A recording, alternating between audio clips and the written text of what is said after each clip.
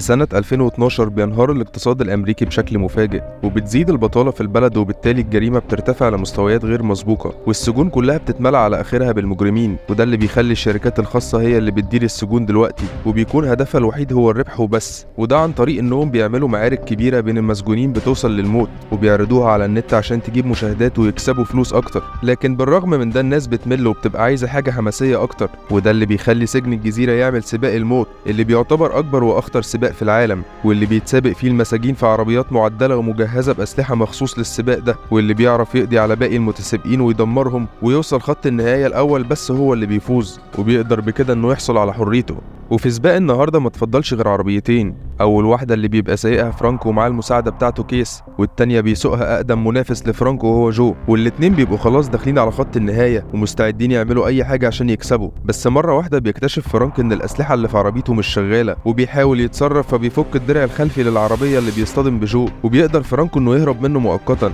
بس جو مش بيستسلم، خصوصا ان الاسلحه بتاعته بتكون شغاله كويس، وكيس بتحس ان جو هيدمرهم وبتبقى عايزه تخرج من العربيه، ورغم ان فرانك ما بيوافقش الا انها بتعمل اللي في دماغها وبتهرب. وقبل ما بيقرب فرانك من خط النهايه بيضرب عليه جو قذيفه وبيفجر بيه العربيه، وبيظهر جينسون اللي بيشتغل عامل في مصنع الصلب، وبيتصدم ان المصنع اللي شغال فيه اتقفل لان ده مصدر الدخل الوحيد ليه، وحاليا هيبقى صعب جدا انه يلاقي شغل في ظروف البلد دي. ولما بيروح عشان يقبض فلوس الايام اللي اشتغلها بيتفاجئ انهم مش بيدوله الفلوس كامله، واما بيسال الموظفه عن باقي الفلوس بتقوله ان المصنع اعلن افلاسه وانه يقدر يرفع عليهم قضيه، فبياخد جينسون الفلوس عشان مفيش حاجه في ايده يقدر يعملها، وبيبدا باقي العمال يعملوا مظاهرات وبيطالبوا بحقوقهم، وبتوصل الشرطه وبتبدا تضربهم عشان تفرقهم وتفض التظاهر، وجينسون بيتنرفز لما شرطي يضربه وبيمسك منه العصايه وبيضربه بيها، وبالليل بيوصل لبيته وبيدخل يسلم على مراته، بس بيبقى شايل هم ازاي هيجيب فلوس وهو ما عندوش شغل دلوقتي، وبيطلع لبنته الصغيره وبيلعب معاها، بس ما بيبقاش عارف ان في مجرم مقنع اقتحم البيت في الوقت ده وقتل مراته. ولما بيدخل جينسون المطبخ بيلاقي مراته واقعه على الارض وميته، والراجل المقنع بيطلع بخاخ غريب وبيرشه على وشه،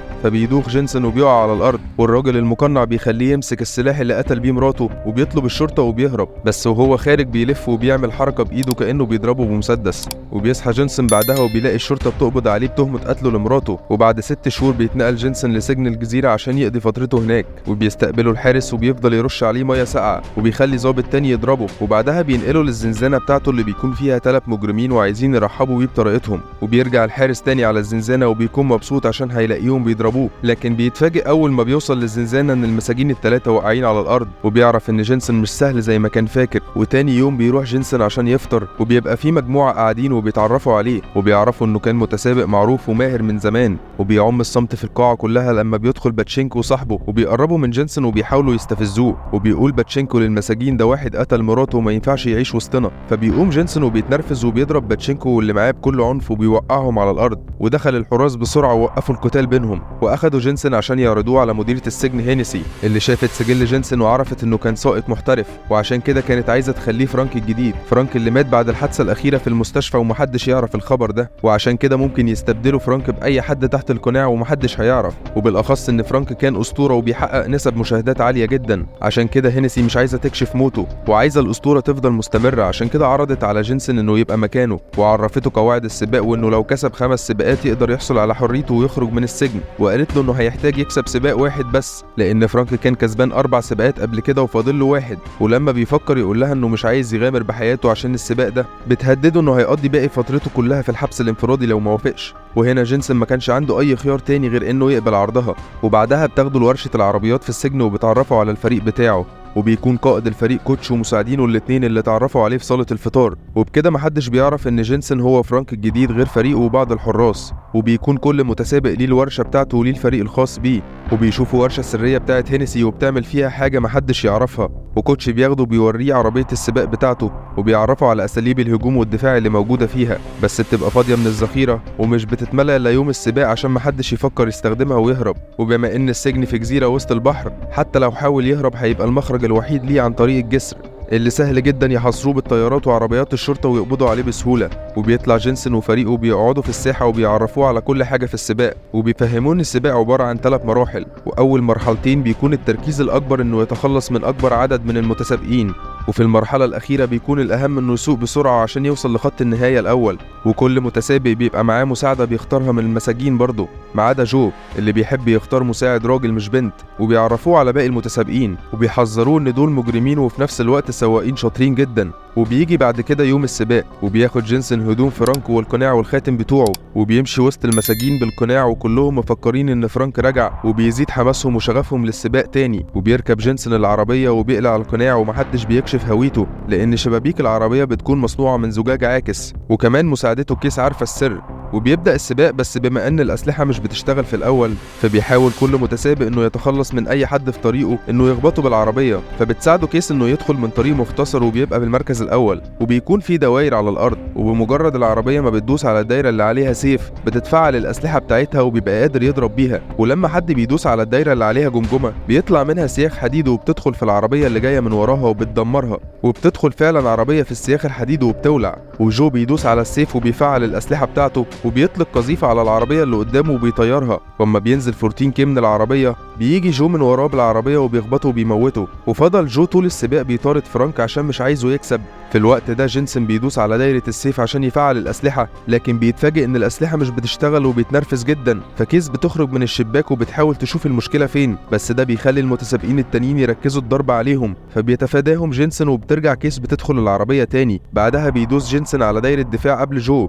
بس مش بتشتغل أنظمة دفاعه برضه، وبيفضل جو يضرب عليهم نار من ورا، ودرع الحماية اللي في ظهر العربية قرب يتدمر. وبسرعة بتيجي في بال جينسن فكرة ذكية إنه يخلي كيس تيجي جنبه ويطير الكرسي بتاعها في الجو، وبيبقى موجود في الكرسي نابالم. فبينزل على عربية كولت اللي وراه، وبتطلع كيس تحدف عليه ولاعة وبتولع في عربيته وبتدمرها. وفجأة بيظهر باتشينكو وبيجي جنبه وبيعمل بإيده نفس الحركة اللي عملها الشخص اللي قتل مراته، وبيستغل جو تشتيت جينسن وبيخبطه بالعربية من ورا عشان يبقى جينسن آخر واحد يعدي خط النهاية. وبعد ما بتخلص المرحلة الأولى من السباق بيفحص فريق جينسن الأسلحة في العربية وبيلاقوها شغالة، ومش بيلاقوا تفسير ازاي ما اشتغلتش في السباق لما فعلها. فبيروح جينسن لهينسي وبيقول لها انه مش هيشارك في السباق ده تاني بعد ما عرف ان باتشينكو هو اللي قتل مراته، وان كل ده كان متخطط له عشان يجبروه انه يبقى مكان فرانك. لكن بتعترض هينسي على كلامه وبتقول له انها ما تعرفش حاجة عن الموضوع ده، وطلعت صورة لبنته الصغيرة وهددته انه لو ما شاركش في السباق ده مش هيطلع من السجن، وبنته هتتربى في بيت تاني وعمره ما هيشوفها طول حياته. فبيوافق يكمل السباق غصب عنه عشان ده ما يحصلش. وبيرجع الساحة وبيتكلم مع كوتش وبيسأله ليه مش لابس رقم زي باقي المساجين، وبيوضح له كوتش انه ما بقاش سجين خلاص، وانه حصل على براءته من 3 سنين،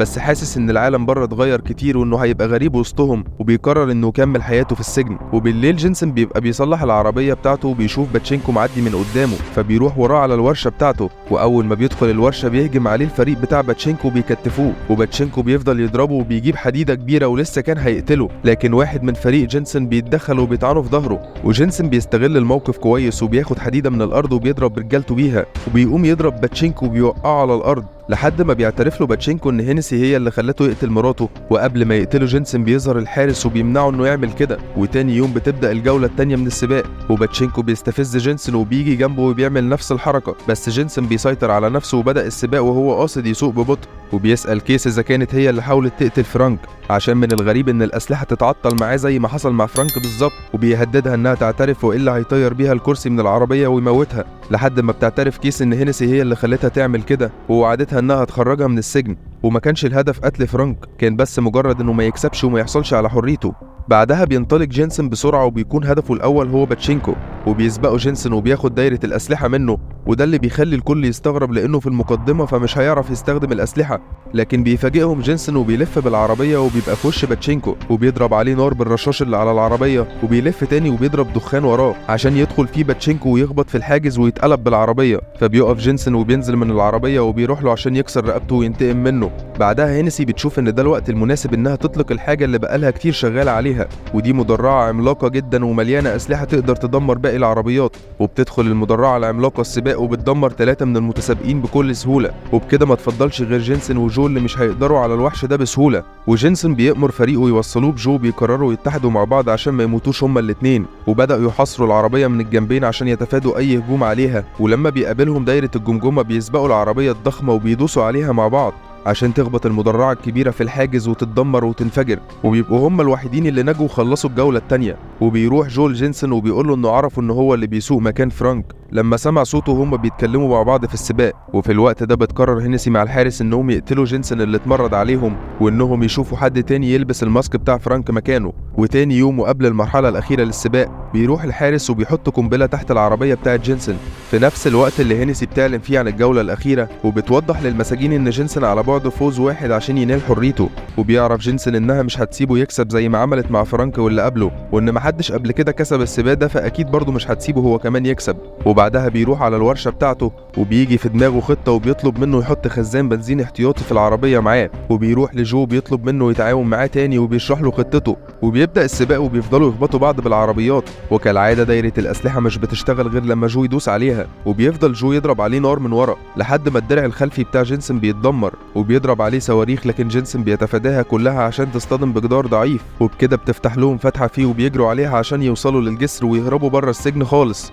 وعلى طول بتوقف هينسي البث وبتبعت وراهم عربيات شرطة وطيارات عشان تطاردهم، وبتدوس على ريموت القنبلة لكن ما بيحصلش حاجة عشان فريق جينسون بيكونوا اكتشفوها قبل السباق وشالوها ووقفوها. ولما بتقرب منهم عربيات الشرطة على الجسر بيحدف عليهم جينسون خزان البنزين الزيادة اللي كان معاه، فبيخبط في عربية منهم وبينفجر انفجار كبير جدا وبيمنع أي عربية تعدي منه، وبيوصلوا لآخر الجسر وكل واحد منهم بياخد طريق. فبتروح الطيارات ورا جينسون لأنه بيبقى الأهم بالنسبة لهم، وبتقرر كيس إنها تساعد جينسون، بالأخص إنهم أخدوا أوراق براءتهم من هينسي قبل ما يبدأوا الجولة الثالثة. ولما بيعدوا جنب رفعات كبيرة على الطريق جينسون بيرمي نفسه من العربية وبيستخبى من غير ما حد ما يشوفه، وبتسوق كيس مكانه بس مش بتكمل لما بتحاصرها الطيارات بالنار وبتقف، وبتطلع من العربية وهي لابسة لبس وقناع جينسون فبيفتكروها هو وبيقبضوا عليها وبياخدوها يرجعوها للسجن تاني، وبكده بيبقوا سابوا جينسون وجو يهربوا. بعدها بيروح الحارس لهينسي وبيقول لها ان المشاهدات وصلت لرقم قياسي وانهم جالهم هدايا ورسائل تهنئة كتير. فبتفتح هينسي صندوق الهدايا وبتلاقي فيه القنبلة بتاعتهم،